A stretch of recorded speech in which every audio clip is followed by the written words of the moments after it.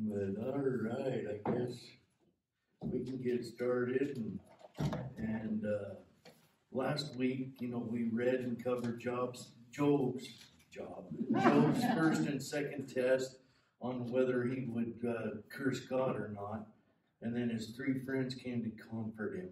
They went through a series of complaints from Job and his friends saying that he must have sinned to get punishment. And where we left off with Job addressing God on chapter 14. Today we're covering chapters 15 through 28. Wow. So it's another 14 chapter day. Wow. And then we'll just jump into it. And on chapter 15, Eliphaz, because we're going through another round of his three friends, and then Job addressing his three friends. And we start with Eliphaz, and he is starting to lose his patience and addresses Job harsher than before. And the Hebrew word for empty in chapter 15, verse 2, translates into long-winded. And I got that from the study Bible. I found that kind of interesting. Because he was, and then if somebody wants to start reading chapter 15, verses 1 through 6. I'll start. Okay. Then Eliphaz the Temanite answered, Should the wise answer with windy knowledge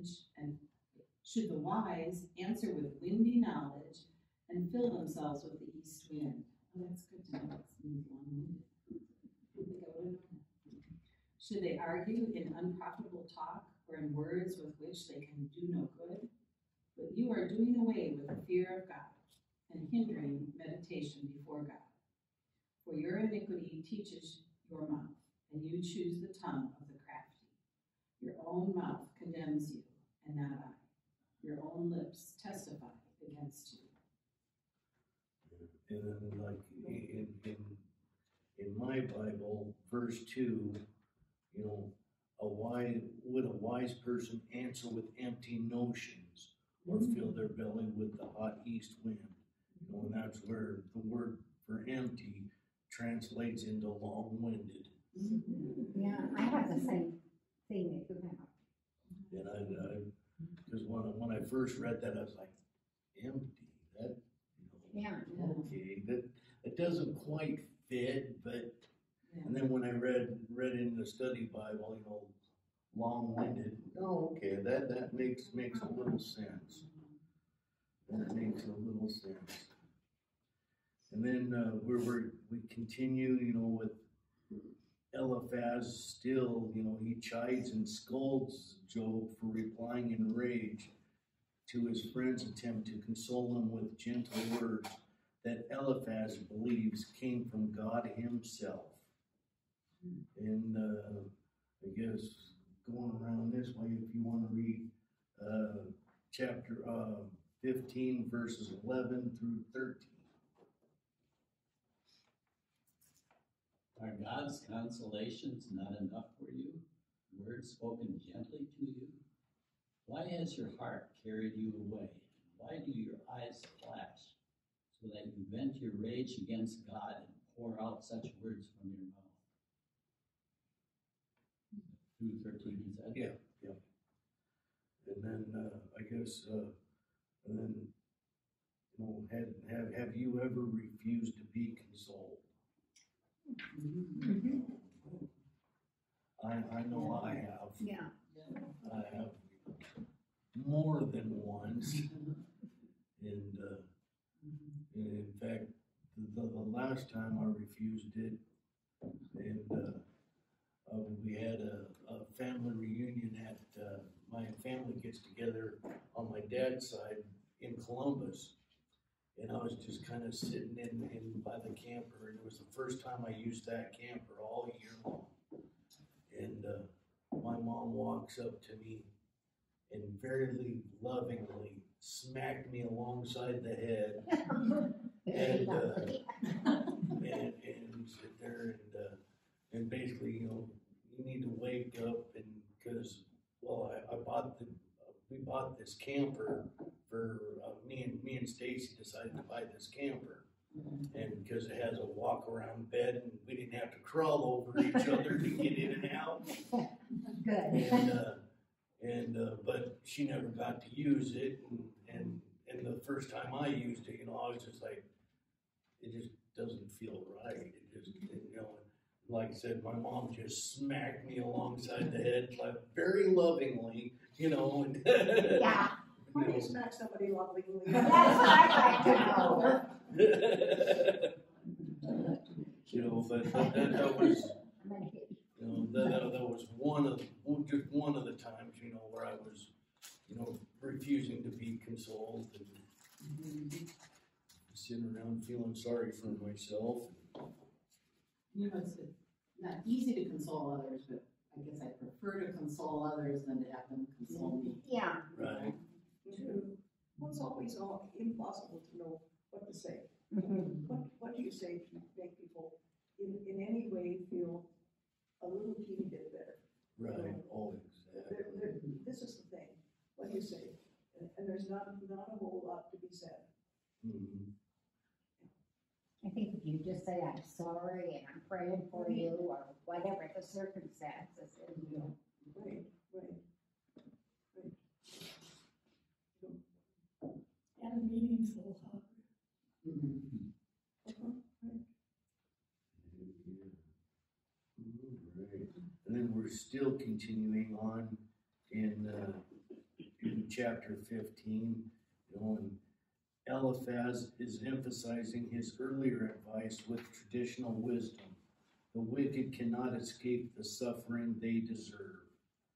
And if you want to read chapter 15, verses 17 through 26. Got it. I will tell you, listen to me, and what I have seen I will also declare. What wise men have told and have not concealed from their fathers, to whom alone the land was given, no alien passed among them. The wicked man rides in pain all his days, and numbered are the years stored up for the ruthless. Sounds of terror are in his ears, while at peace the destroyer comes upon him. He does not believe that he will return from darkness, and he is destined for the sword. He wanders about for food, saying, where is it? He knows that a day of darkness is at hand. Distress and anguish terrify him. They overpower him like a king ready for the attack, because he has stretched out his hand against God and conducts himself arrogantly against the Almighty. He rushes headlong at him with his massive shield, for he has covered his face with his fat and made his thighs heavy with flesh. And yeah, and you know, like you know, they're back in those days, it was I guess the belief, you know, that you reap what you sow, and if something bad happens to you, you had to have sinned. You had to have done something wrong that was, you know, why did you deserve this? Why did you, you know, and that was the belief in those days. And then, It's still logical. yes, Yeah. yes, it is.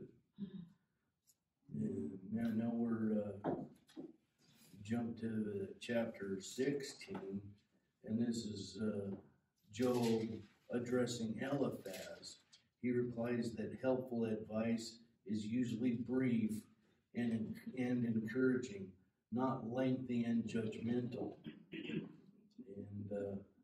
if we read chapter 16, verses 2 through 5. I have heard all of this before. What miserable comforts you are. Won't you ever stop your flow of foolish words? What have I said that makes you speak so endlessly? I could say same thing if you were in my place. I could spout off my criticisms against you and shake my head at you. But that's not what I would do. I would speak in a way that helps you. I would try to take away your grief. And then, I guess, continuing on in, chapter 16, Job is summarizing his misery. Though innocent, he continues to suffer. And we could read, chapter 16, verses 15 through 17. I have sewn sackcloth over my skin and buried my brow in the dust. My face is red with weeping. Deep shadows ring my eyes. Yet my hands have been free of violence, and my prayer is pure. Okay. And, and one of the things that that I noticed there is, after all this, Job still does not accuse God. He's not blaming God of wrongdoing.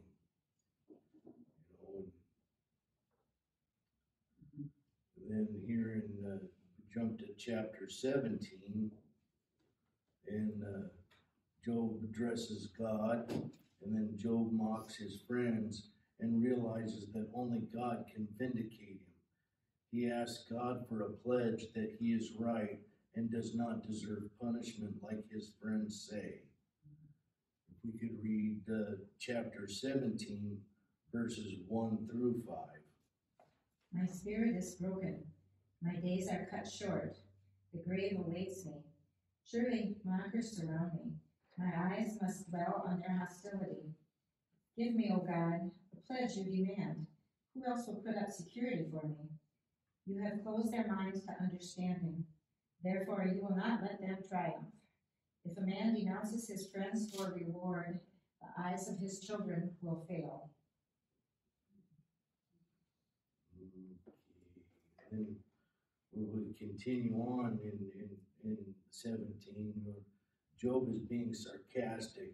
Imagine that. I couldn't imagine being sarcastic in all this. But when he refers to his friends as upright and innocent, if we could read verses 8 through 9. The upright are appalled at this, and the innocent stir themselves up against the godless. Yet the righteous hold to their way, and they that have clean hands grow stronger and stronger. Yeah, that's Job being sarcastic, towards his friends, and Job does pretty well being long-winded himself,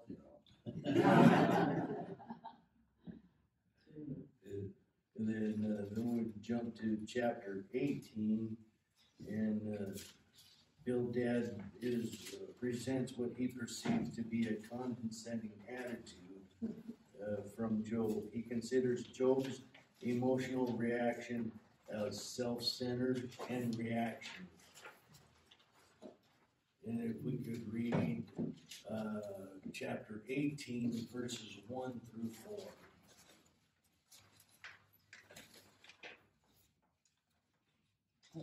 Then Bildad, whatever. When will you end these speeches? Be sensible, and then we can talk. Why are we regarded as cattle and considered stupid in your sight? You who tear yourself to pieces in your anger. Is the earth to be abandoned for your sake, or must the rocks be moved from their places? The lamp of a wicked man is snuffed out. The flame of his fire stops burning. The light in his tent becomes dark.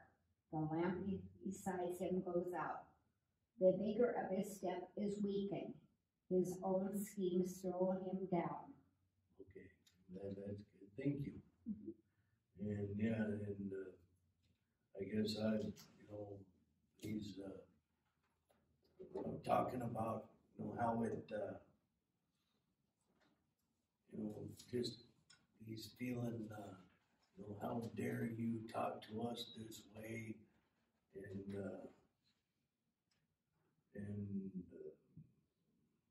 mhm.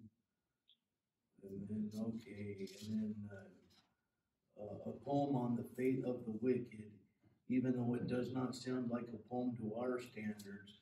Bildad wants to convince Job that he is wrong when he claims that the righteous suffer and the wicked prosper. Bildad is certain that every wicked person gets paid in full for his wicked deeds. If we could read chapter 18, verses 5 through 21. The lamp of the wicked is snuffed out. The flame of his fire stops burning. The light in his tent becomes dark. The lamp beside him goes out. The vigor of his step is weakened. His own schemes throw him down. His feet thrust him into a net, and he wanders into its mesh. A trap seizes him by the heel. A snare holds him fast. A noose is hidden for him on the ground. A trap lies in his path.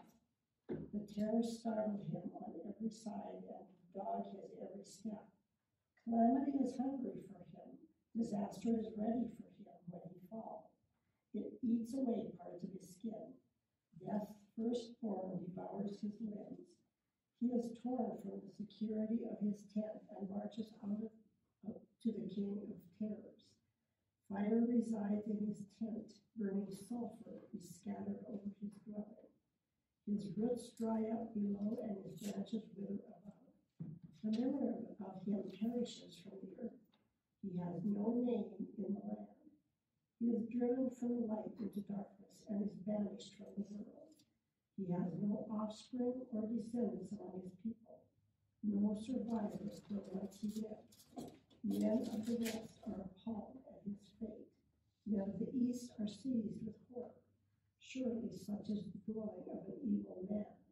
Such is the place of one who knows not God.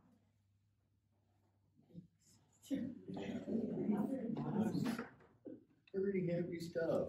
And then on the question, you know, do you believe the wicked get punished for their wicked deeds? Not on this earth sometimes. Exactly. Like, I believe, you know, that they do get punished, you know, eventually, if not immediately, in due time. You know, because they will be judged. Makes you wonder though when you see all the wickedness flourishing. It just goes on and on. Oh yes. Yeah. I mean, you can't turn on the news anymore without something horrific, and it used to be, you know, in the bigger cities, you know, now it's even in our hometown, it's like, really? What the heck? So much hate. Oh yeah. And then we jump to chapter 19, and in this chapter, Job addresses all three of his friends. I guess, and if we can read chapter 19, verses 2 through 6. Then Job answered, "How long will you torment me and break me in pieces with words? These 10 times you have cast reproach upon me. Are you not ashamed to wrong me? And even if it is true that I have erred, my error remains with me. If indeed you magnify yourselves against me and make my humiliation an argument against me, know then that God has put me in the wrong and closed his net around me." I don't think I would want friends like that. I know. You don't think what? I wouldn't want friends like that. Not very supportive. Not very, yeah. Exactly. You know, and then continuing on in chapter 19, Job states that his friends, servants, and family want nothing to do with him he is alienated and detested.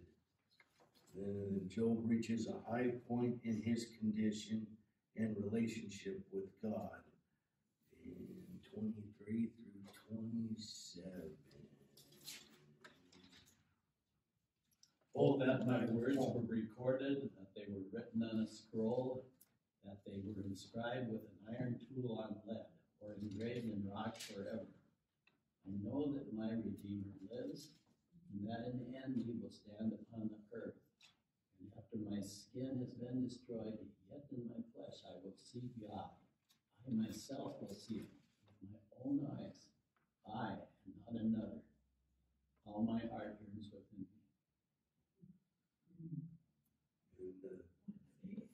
And then Job is still not accusing God,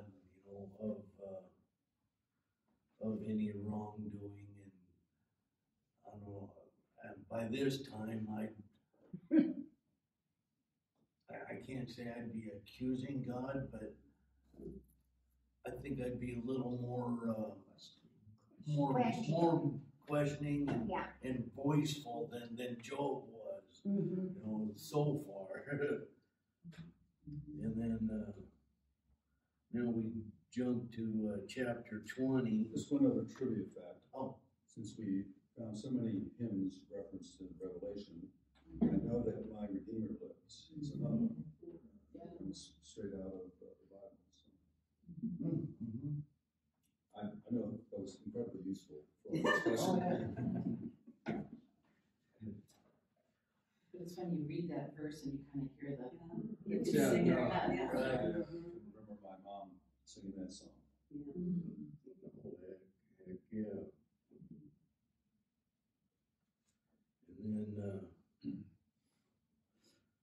And then in chapter 20, Zophar addresses Job, in verses 1 through 29 is another poem on the fate of the wicked, and it is held by traditional theology, according to Job's friends, even though it does not sound like a poem that we are used to.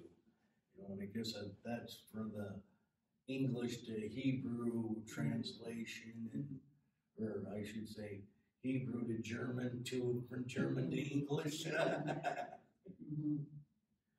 But Zophar takes Job's words, especially his closing, as a personal attack. And if we could read chapter 20, verses 2 through 3.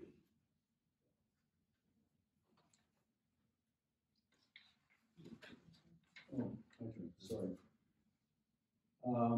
Therefore, my disquieting thoughts make me respond, even because of my inward agitation.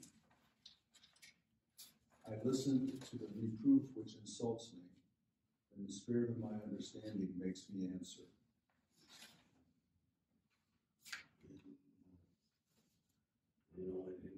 I probably should have taken that just a little bit further, but it goes on. Surely you know how it has been from of old, ever since mankind was placed on the earth, that the mirth of the wicked is brief, and joy of the godless lasts but a moment. The old theology there again. You reap what you sow, and if you're wicked and have sinned, you deserve punishment, and you're getting what you deserve. And then continuing on, Zophar believes that although the wicked may prosper for a short time, when God vents his anger against them, they will be destroyed. If we could read chapter 20, verses 20 through 29. He was always greedy but never satisfied. Of all the things he dreamed about, nothing remains. Nothing is left after he finishes gorging himself. Therefore, his prosperity will not endure. In the midst of plenty, he will run into trouble, and disaster will destroy him. May God give him a belly full of trouble. May God rain down anger upon him. He will try to escape, but God's arrow will pierce him. The arrow is pulled from his body, and the arrowhead glistens with blood. The terror of death are upon him. His treasures will be lost in deepest darkness. A wildfire will devour his goods, consuming all he has left. The heavens will reveal his guilt, and the earth will give testimony against him. A flood will sweep away his house. God's anger will descend on him in torrents. This is the fate that awaits the wicked. It is the inheritance decreed by God. That really, again, is emphasizing that theology. You had to have done something wrong, therefore, you wouldn't have all this, cast upon you, and so far as, the wicked will be destroyed. And then, in chapter 21, Job is addressing his friends again, and Job requests the consolation of the listening ear. He marvels at how the wicked prosper despite their rejection of God. He concludes that only God can fathom why the wicked prosper and the righteous suffer. And then for that question, I guess, can we know why the wicked prosper and the righteous suffer? I mean, is that, and I guess the wicked prosper, but I mean, it is for such a short period of time. It's like, telling a lie. When you're growing up, you tell a lie to your parents, and I got away with it, but they eventually find out the truth, and then your punishment is 2 times worse than it was. I tried instilling that into my kids, and I was like, I've been there, I've done that,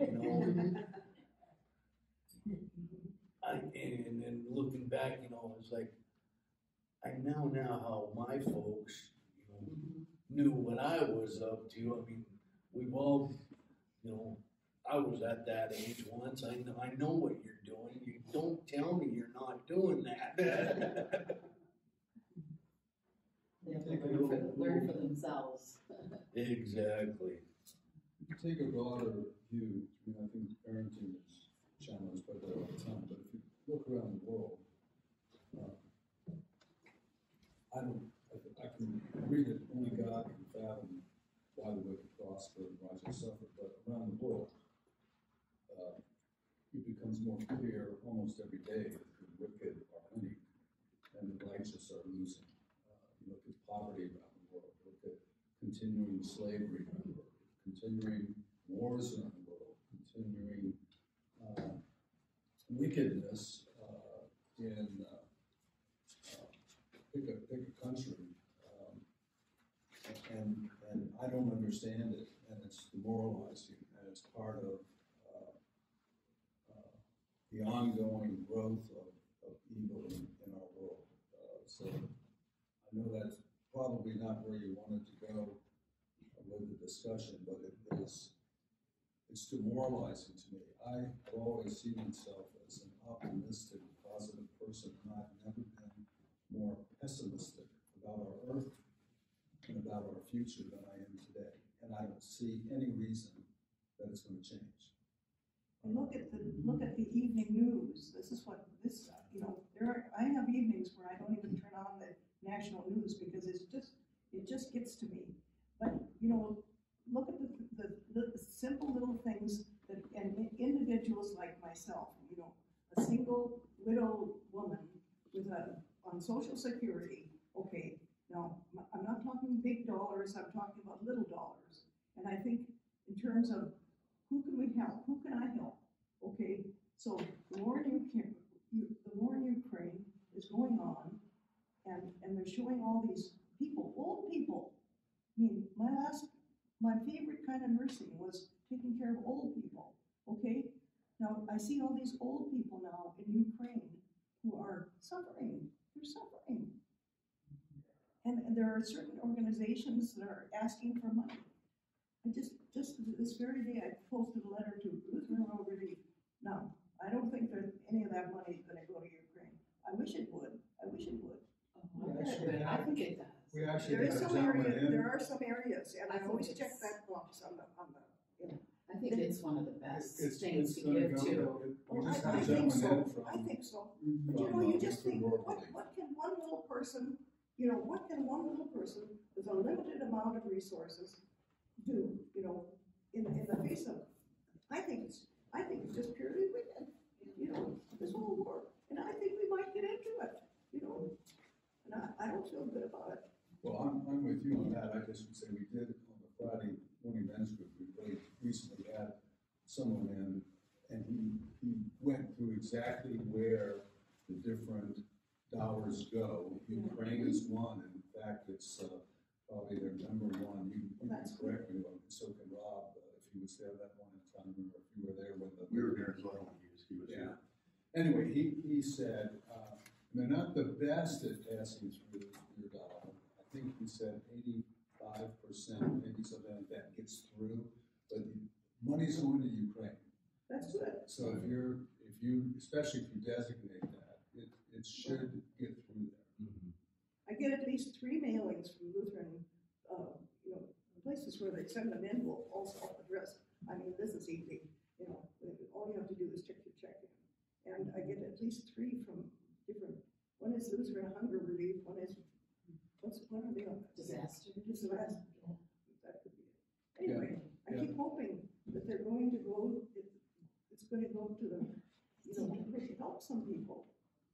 And they always work to establish churches, so that's, he did a pretty nice presentation to us, I thought, about, nobody can match what the Salvation Army does in terms of passing through the I'm dollar. not even thinking of along that line.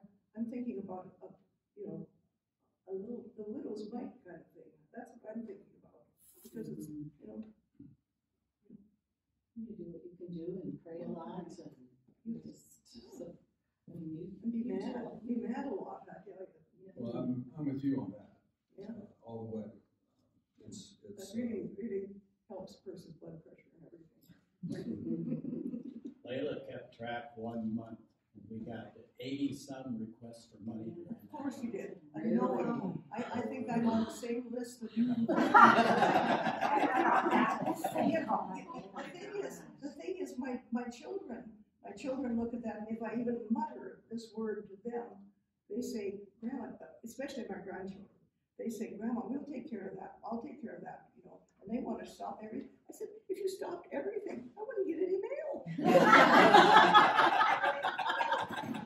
I like going out to the mailbox. Yeah, very funny. So, I mean, I say, I know there's some. We're not Those going all to- mail, Dave and Lila? US mail. US mail. I got enough insurance address labels. Share my name.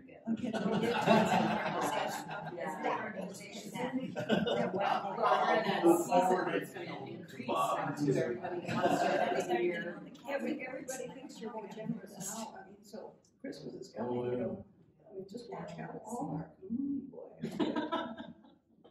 Does anybody use informed delivery? Use that, maybe too. You know exactly what's coming. I do too. I never go out there if it's junk mail.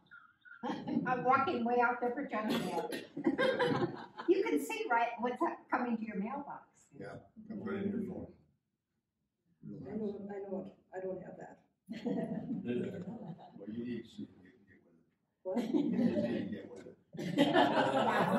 Allows you to get That's angry what my even before you see the grandchildren mail. tell me. Or not go out there in the cold. Yeah.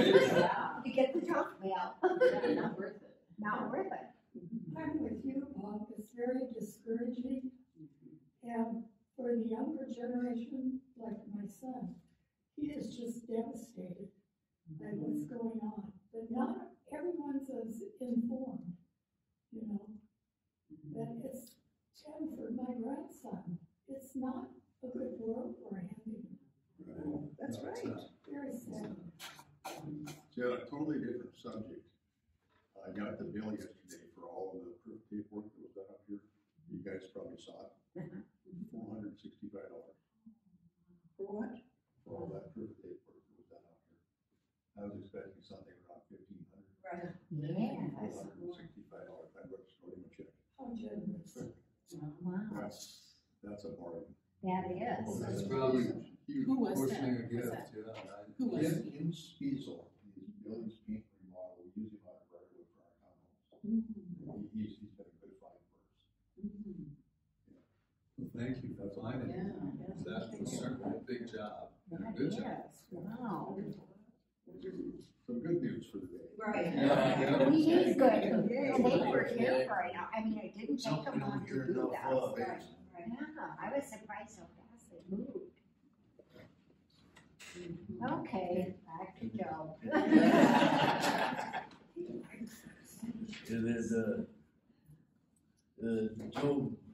Job is asked, is my complaint directed to a human being?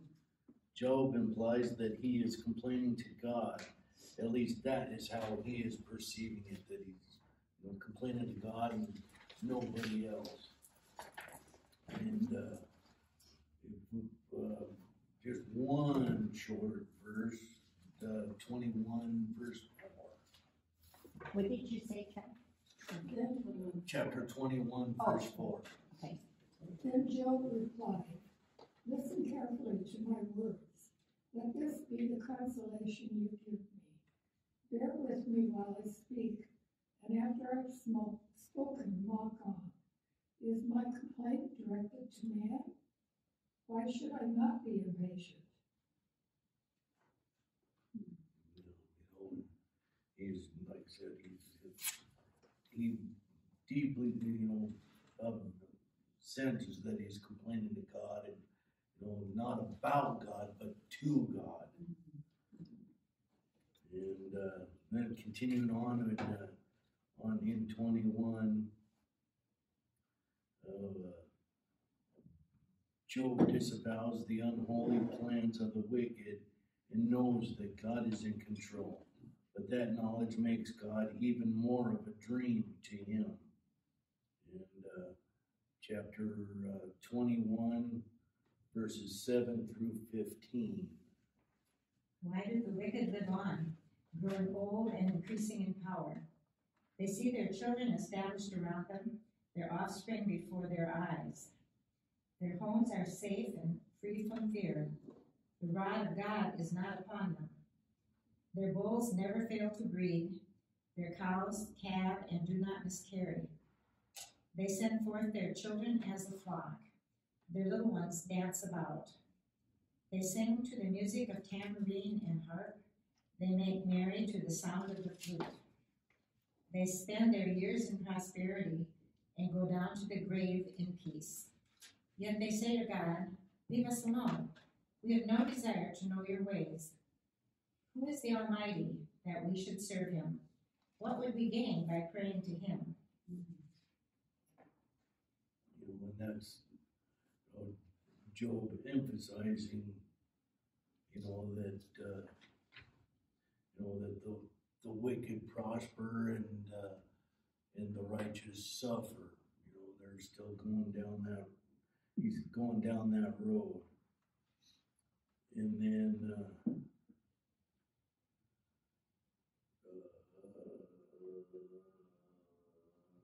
Job,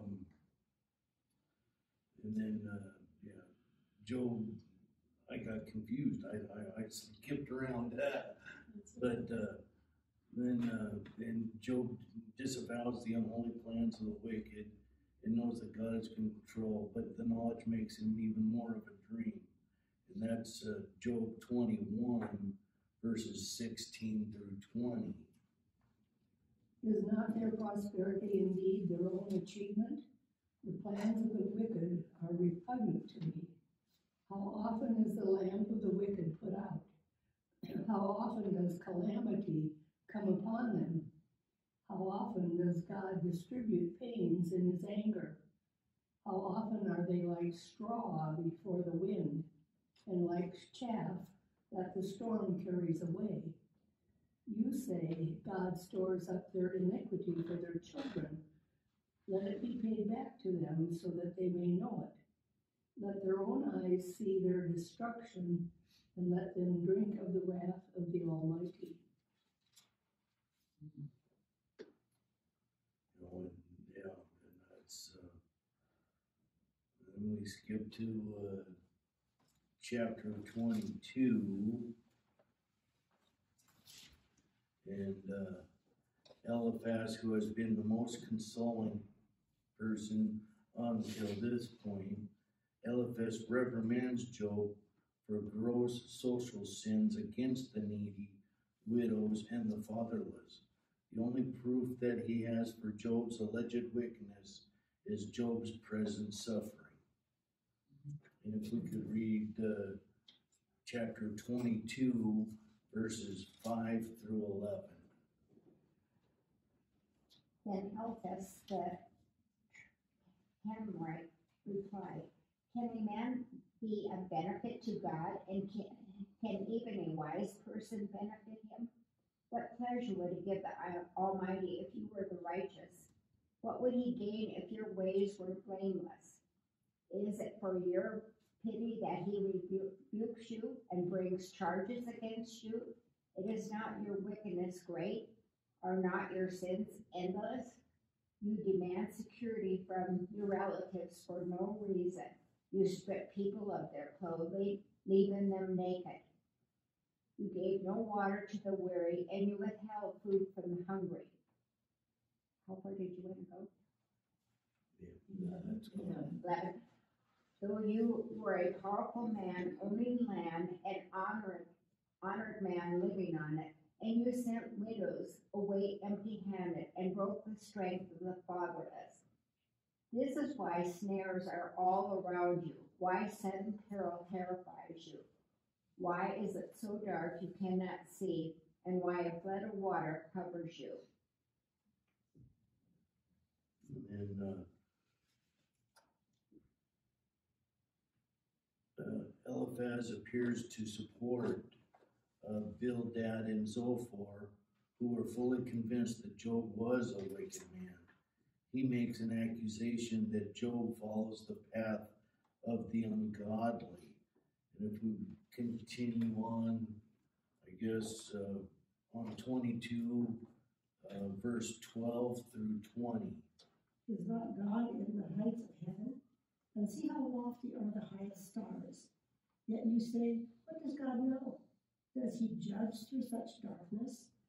Thick clouds veil him, so he does not see us as he goes about in the vaulted heavens. Will you keep to the old path that evil men have trod? They were carried off before their time. Their foundation was washed away by a flood. They said to God, leave us alone. What can the Almighty do to us? Yet it was he who filled their houses with good things. So I stand aloof from the counsel of the wicked. The righteous see their ruin and rejoice. The innocent mock them, saying, surely our foes are destroyed, and fire devours their wealth.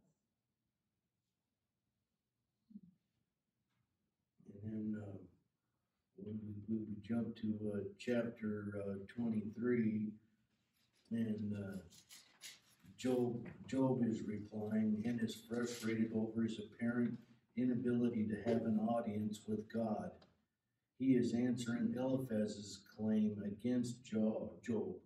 He admits God is testing him, not to purge away his sinful ways, but to refine him like gold. And if we could read chapter 23, verses 1 through 12. Then Job answered, today also my complaint is bitter. His hand is heavy despite my groaning. Oh, that I knew where I might find him, that I might come even to his dwelling.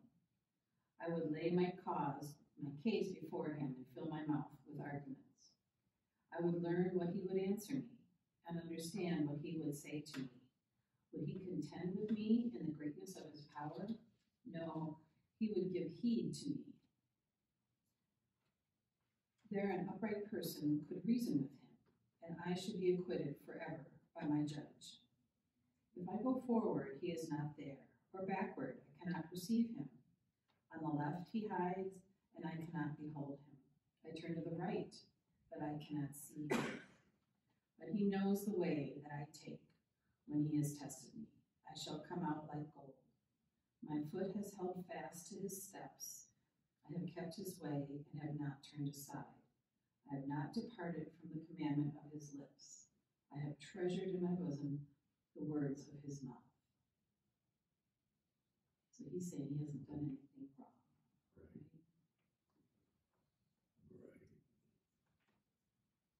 And then Job, continuing on in chapter 23, Job believes he is righteous, yet he is terrified because he knows that God is sovereign and God's ways are unimaginable.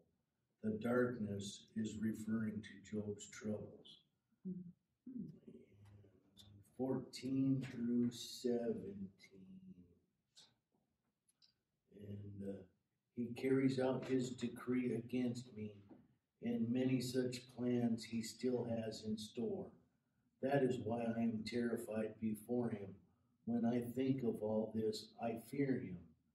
God has made my heart faint. The Almighty has terrified me. Yet I am not silenced by the darkness, by the thick darkness that covers my face.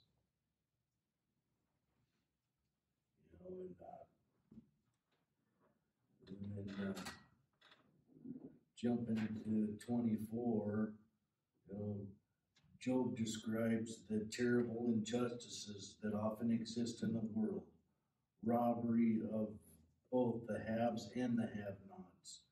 His suffering has enabled him to empathize with the poor.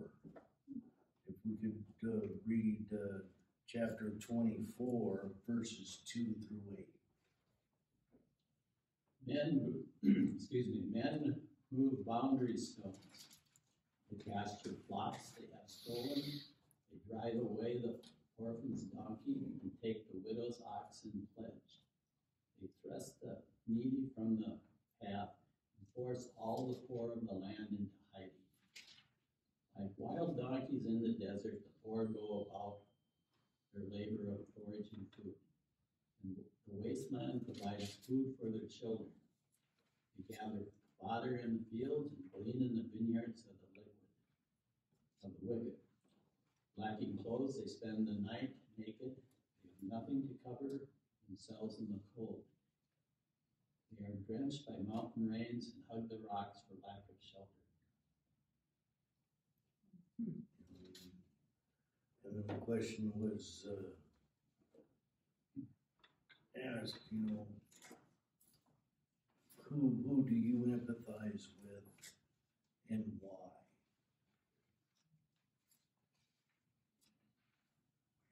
And I think, I don't think it was, this was one of the Pastor Ben's questions that he added to my thing. And, I don't think it's empathizing, who do you empathize with in the story, but I think that it's just who do you empathize with, I guess, overall. Well, my reaction was, I empathize with Job. The lesson here is, I think we all question why God allows this to happen. Especially, we talked about it last week, I think, about is God the Almighty in charge of everything? And even though Satan and evil exist, we believe that at some point in time in the future, God, Jesus, will defeat Satan.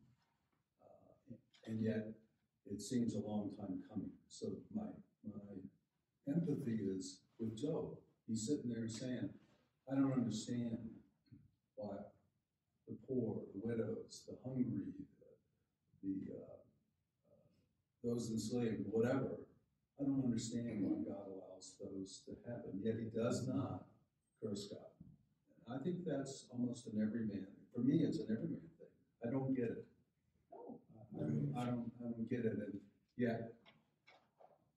it's God's wisdom, not mine, and God's will that has to move forward. So that, when I looked at that question, that was kind of what I thought, that he's as struggling as Job is, he's still not cursing God for all these problems. And I agree there, because I got, and of course, I mean, I can only go through my experiences, but had I not gone through all the good and the bad, I wouldn't be where I am now. I mean, I keep thinking, if I had changed, just one little thing of my past, I wouldn't have married, my ex-wife. I wouldn't have had my 2 boys. I wouldn't, I just wouldn't be where I am now. And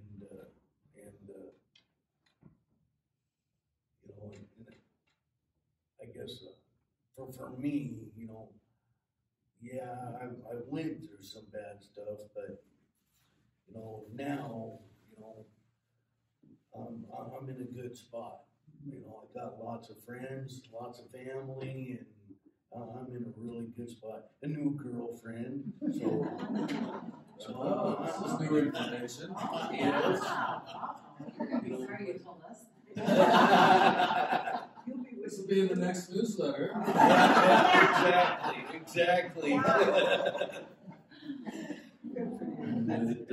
Friday morning breakfast group too. Spread beyond the church. Oh, yeah, exactly. Yesterday I was in a discussion similar to this, and we decided it's better to live in a state of gratitude. It's a good approach to life in spite of what's going on. Be grateful for what you have. For sure. And I think the question, who do you empathize with, I think we could go to all the bad news that we've heard about, empathize with the people of Ukraine, empathize with people affected by inflation, empathize with the Maxwells, it's like the list goes on and on. It's just a lot of suffering.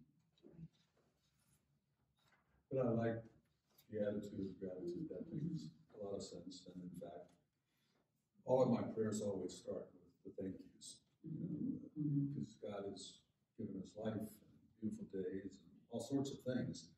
But it still makes me feel a little bit like Job periodically. Come on. It's time. Enough's enough. It's a struggle. Are you Get guys gonna, yourself up there. Absolutely. are you gonna do the Facebook challenge with, Gloria Facebook challenge with the abundance, they're doing abundance A through Z. Did you see that? Are you on Facebook? Or that one was in It was actually It was in the email. email news. Yeah. Read through it. so that there's just a And different. I got off of Facebook several years ago. So Good for you. I'm freed up from Facebook, but that's how it's going to do it for us. You're better. That's really a good thing, but then also on Facebook, there's actually an attitude of gratitude. I searched for it and it actually is a site. And all of a sudden, within the last 3 months or so, I've just been getting all these really cool things. And so it's like, it's changed Facebook for me. And so it's really cool to see positive stories because like you see, you watch the evening news and your heart just breaks. How can this be happening? And It's been happening for a long time. Yeah. We didn't look at the news. different things, but you just see their Ukraine coverage and it's like, how's it going to end? These poor people now have shelled out cities and areas, and how do they go forward? So it's just sad. We were talking about that on Sunday morning with Pastor Dan, about the bloody past of Europe. And we didn't have cable news at that time, so it's been happening for a long time. It makes it look like it's been happening just now, but it's, the only difference difference is you can turn on TV, see an earthquake in Japan that happened 2 minutes ago. Mhm. That's the only difference.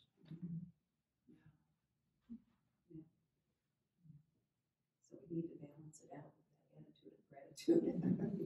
Right, well, But help how we can. all right. Now we jumped to chapter 24, and Job describes the terrible injustices that often exist in the world. We've read that. And then Job still does not accuse God. Job seems to agree with his friends, and it is also agreeable to translate the verses as Job's call for action against evildoers. And then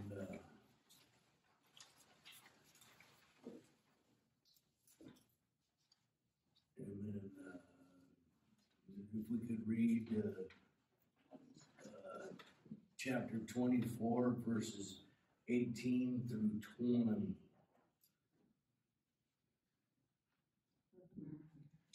Yeah, and we'll read chapter 24, 18, verse 18 through 20. Okay. Yet they are foam on the surface of the water. Their portion of the land is cursed, so that no one goes to the vineyards.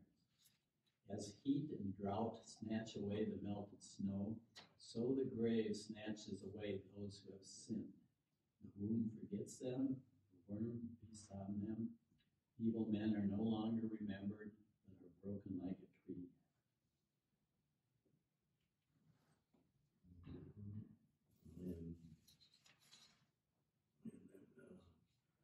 We kind of go backwards because Job in ending is saying that God judges the wicked, but he does in his own time. And Job wishes that God would give the righteous the satisfaction of seeing it happen. And we will go, exactly. Yesterday. And we go back to chapter 24, verse 1. And I kind of did that on purpose to, kind of, and instead of, to see all the bad things and then go back and why it's written in that order, I still don't know, but like you said, it was a poem that was translated and yeah, it just doesn't make sense to me. But if you want to read chapter 24, verse 1. You want to read that? Because my translation probably isn't as clear as yours might be to interpret the same thing. All right. Why does the Almighty not set times for judgment? Why must those who know him look in vain for such days? And I guess, and that's, he wants everybody to, why can't it be now? I want to see, the wicked get punished. I want to see the. I like where it says he doesn't set a time for judgment, so we never know when it's going to happen. Oh, exactly. Well, and we can see this kind of thing in the news these days. I mean, look at all the parents of people who have been killed in these school shootings, and they're watching as the person who did it gets a variety of punishment that doesn't seem quite right to them. And I certainly, understand. I understand where they're coming from. Oh, yes. You like them, you'd like them to hurt. Oh, yeah, and I don't know, I mean, somehow hurt, because they made other people hurt. Right. It's not so much, I guess, and I guess it is kind of like, an eye for an eye and a tooth for a tooth. I'd like to see, like all these school shooters, you know, like the big one in the news now was, and I don't even remember which part of the Parkland, High School. you know, and the guy, you know, he got life in prison, you know, and I'm, no, now, you know, our tax dollars are keeping him Yeah. alive, Right. you know, we're feeding him, you know, and yet he was the one that chose to, you know, to kill all these people and I just, you know, But he's being punished for years, many, many years.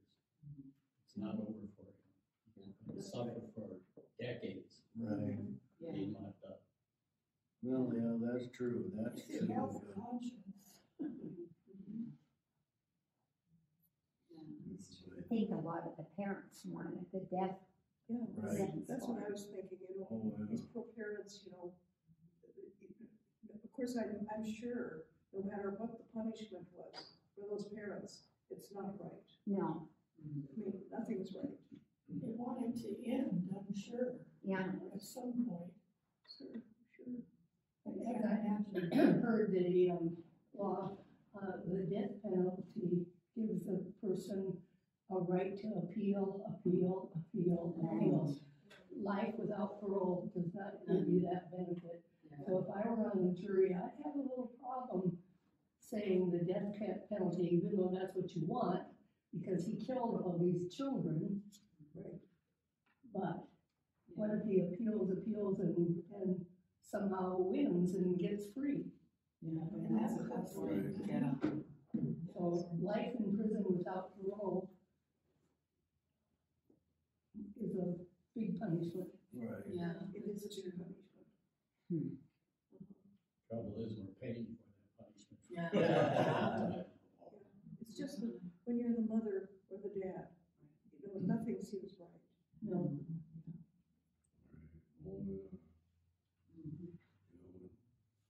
But, I just summarized, chapter 25. And chapter 25 is, Job's friend Bildad. And Bildad is not saying anything new. Bildad emphasizes Eliphaz's statements about human depravity and God's supremacy. You know, and then we move down to chapter 26, and Job is addressing Bildad, and with sarcasm, and is indicating that Eliphaz and Zophar have been silenced. And if we want to read chapter 26, verses 2 through 4. Then Job responded, "What a help you are to the weak, how you have saved the arm without strength, what counsel you have given to one without wisdom, what helpful insight you have abundantly provided. To whom have you uttered words, and whose spirit was expressed through you?"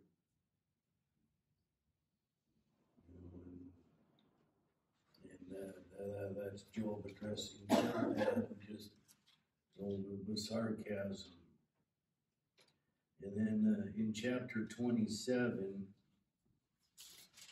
Job is addressing his three friends and continues to maintain his innocence. He also discusses the fate of the wicked.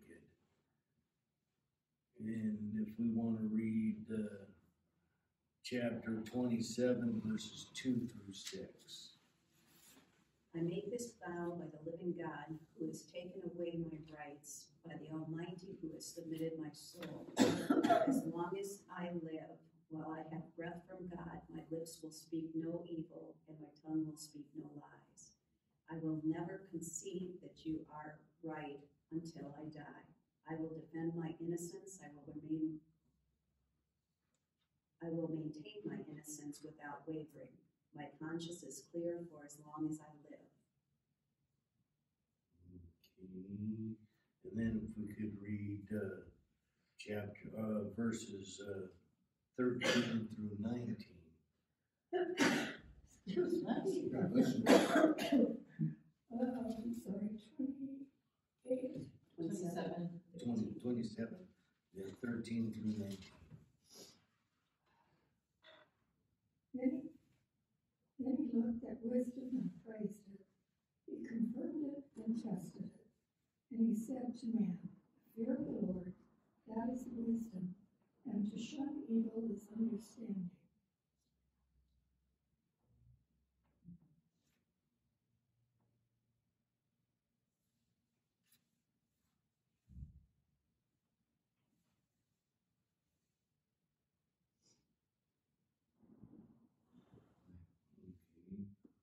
Was that in 27? Chapter 27, 13, and 19. 27.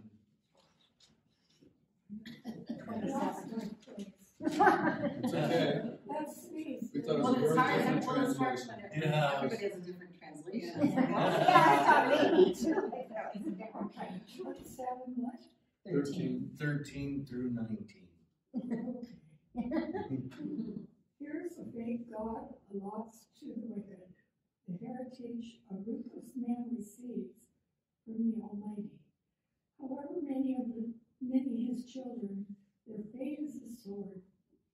His offspring will never have enough to eat. The plague will bury them who survive him, and their widows will not weep for them.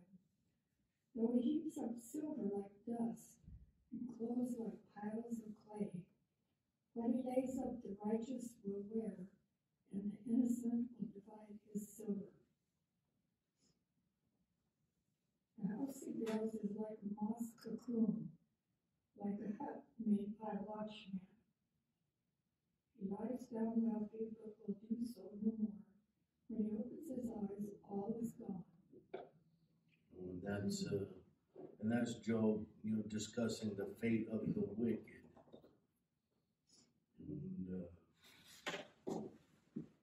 And then we hit the last chapter for this week, anyways, and chapter 28. And in my Bible study, or the study Bible, it's saying that chapter 28 is an interlude or a break in the story. Job's friends' advice and counseling have provided no help. They are at a stalemate.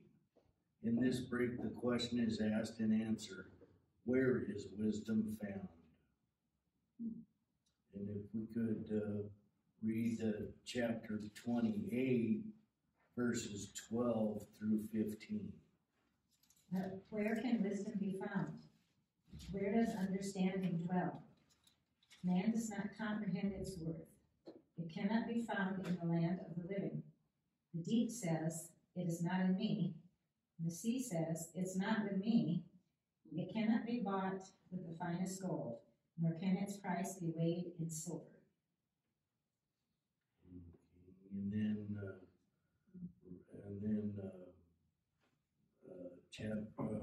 chapter 28, verses 27 and 28. Then he saw it and declared it. He established it and searched it out. Then he said to humankind, truly, the fear of the Lord, that is wisdom, and to depart from evil is understanding. And that's where the wisdom is found, according to the book of Job. And then Well, that was a lot of chapters. That was long. Yeah.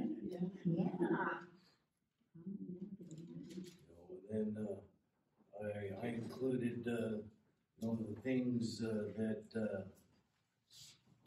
the Dr.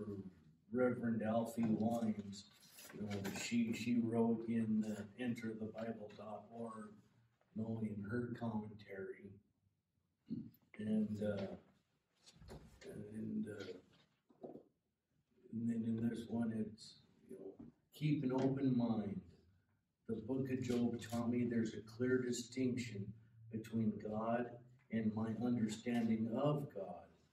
God's panoramic view of creation in the book's closing chapters reminded me that God's love for me, for all humanity, and for all creation is bigger than I can ever imagine. From Job's friends, I learned to hold my faith dearly, while simultaneously being open so that new information may cause me to change my perspective. From Job, I learned to do my very best, knowing there will always be something I need to learn and unlearn along the way. That's good. Good Yeah. advice to all of Oh, us. yes. Oh, yes.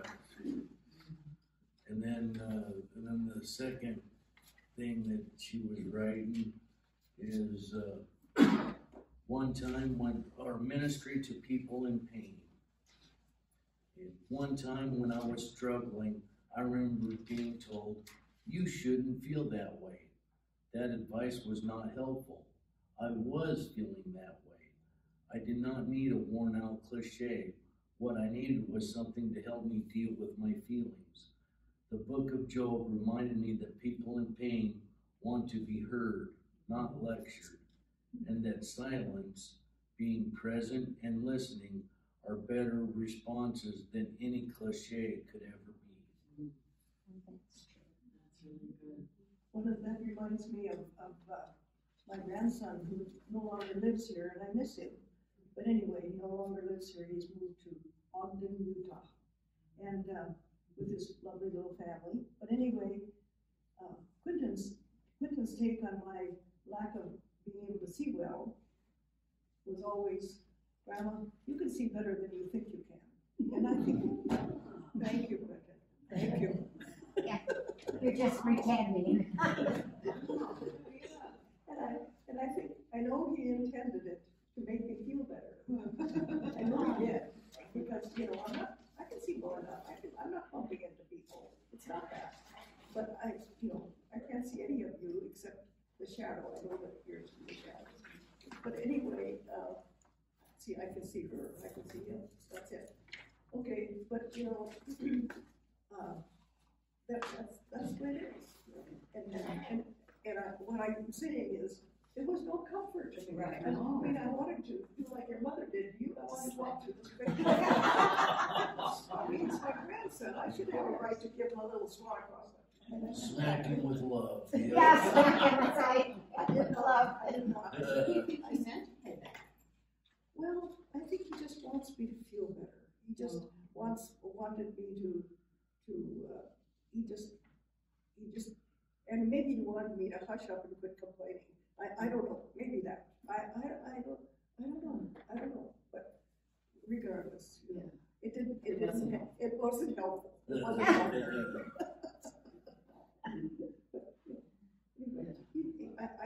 Underneath it all, I'm convinced he meant well, because he's a well-meaning, he's a kindly guy, and he would mean well. Well, sometimes they don't know what to say. That is correct. That is correct. Yeah. That is correct. Yeah, and the wrong thing may come out, but the intention was there to make the feeling better. That's correct. What's the old saying, the road to hell is paved with good intentions? Yeah. And, I think Job's friends were in that same place as your grandson. They were trying to be helpful from their perspective. Right. And it wasn't helpful. And then it cascades into this ongoing division with friends. That's right. Which, again, sounds an awful lot of what goes on in the world today. Oh, sure. People have this point of view, they want to share it. That evokes, instead of empathy or sympathy, negative response, and the chasm grows daily. We're not very good listeners anymore at all. Yeah. I'm first in line on that. Right. I know, that is true, all of us. Anyway, sorry.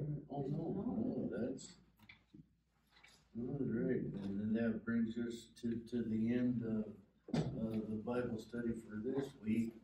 Is there, anything that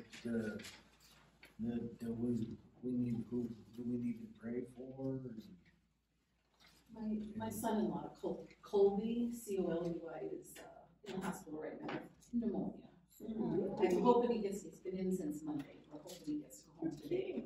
Yeah. No He has- COVID though. No, I don't know. He's always had asthma and kind of trouble breathing and stuff, but it just kind of escalated. So he went into the hospital Monday, they kept him. And I he's was in, glad they kept him. and he's in Denver. He's in Near South Denver. St. Paul. Oh, that's Near St. Paul. Minneapolis, yeah. I was gonna say in Denver, he needs to move, doesn't he? Yeah. Goodness. Chad, if you'd include Jack, he, a week or so ago, he went into hospice care. And, he's one of my brothers-in-law. So if you'd include him, I'd appreciate it. How did his first week go?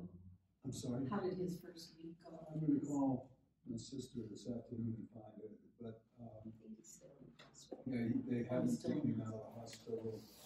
He's got bleeding on the brain, and he's fallen a number, he has Alzheimer's. And he's fallen a number of times now, and, his brain has shrunk so much that there's no padding when he falls and hits his head. And so he's had repeated surgeries to drain the blood. So last week, the pain was starting to get pretty intense about the pressure in his brain, and I know one of his eyes was starting to blacken. That was the last I heard. So he's suffering a bit. Yeah, they had signed a do not resuscitate, so there's nothing that the doctor can do. And in fact, that's what the doctor told me. So I think it's a prayerful waiting time for Jack. He's such a good man, and if he was here, he would be your best friend within 5 minutes. That's the kind of gentleman. He was a firefighter and captain of his station, and he's just a really fine gentleman.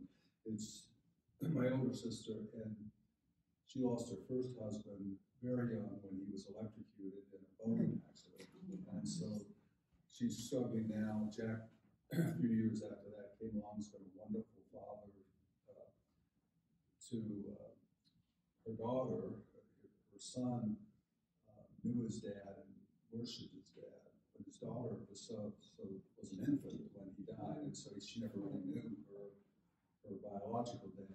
So Jack's been a great father to her. And so anyway, sorry for the long-winded. He's a good man, a very good man, and we would hope that his suffering does not go on for too long.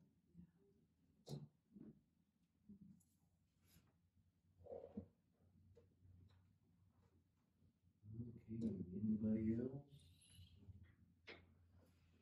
Okay, let's go ahead and I'll lead us in prayer. Thank you, God, for this day, for allowing us to get together and learn more about your word and the book of Job, and to grant us serenity and peace, kind of like Job is.